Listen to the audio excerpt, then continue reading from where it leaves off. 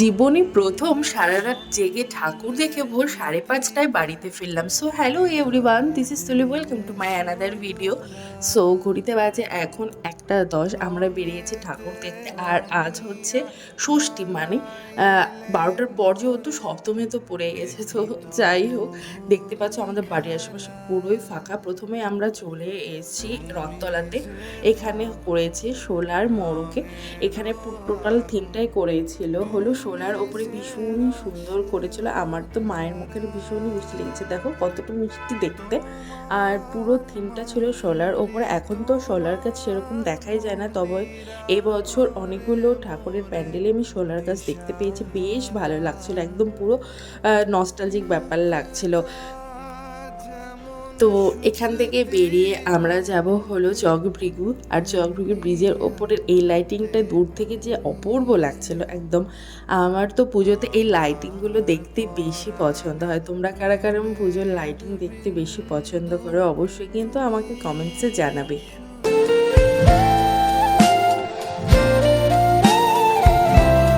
চলে এসেছি প্যান্ডেলে। এবারের এখানে থিম করেছে টোটালটা লাইটিংয়ের ওপরে, মানে বাল্ব দিয়ে পুরো থিমটা করেছে। টোটাল যেগুলো দেখতে পাচ্ছ প্রত্যেকটাই কিন্তু এক একটা বাল্ব দিয়ে করা। আর প্রতি বছরে এখানে ভীষণই সুন্দর করে, বিশাল বড় করে প্যান্ডেলগুলো এবছরও সেরকমই করেছে, ভীষণই সুন্দর, বেশ ইউনিক।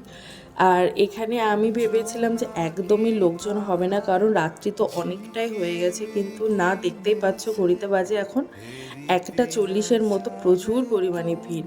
আর ঘড়িতে বাজে এখন 2:30। আমরা কোথায় যাচ্ছি বলো তো? বাড়িতে না, কিন্তু আমরা যাচ্ছি এখন হিলিতে ঠাকুর দেখতে।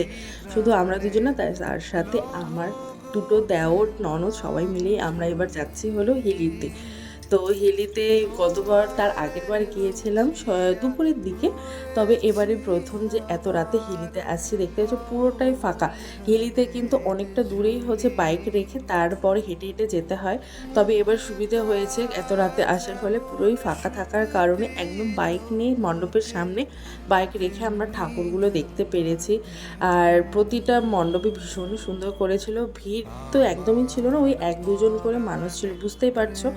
আর বাইকে করে এসে চুলের যা অবস্থা, মানে পুরো 12টা বেজে গেছে মাথার চুলের।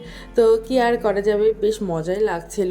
কখনো তো এরকম এক্সপিরিয়েন্স হয়নি এত রাতে ঠাকুর দেখার, বেশ ভালোই লাগছিল। তো এই মণ্ডপটাতে এসএমএটি লাস্ট মণ্ডপ ছিল।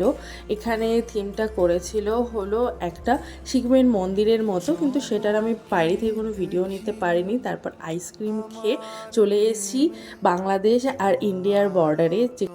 আচ্ছা, তোমরা কারা কারা এমন রাত জেগে ঠাকুর দেখতে পছন্দ করো আমাকে কিন্তু অবশ্যই কমেন্টসে জানাবে। এখন বাজে হলো ঘড়িতে দেখো 5:15। আমরা জাস্ট বালুরঘাটে ঢুকলাম আর এখন বাজে 5:30, যে বাড়িতে এখন ঢুকবো। তো চলো, বাই, টাটা, নেক্সট ভিডিওতে দেখা হচ্ছে।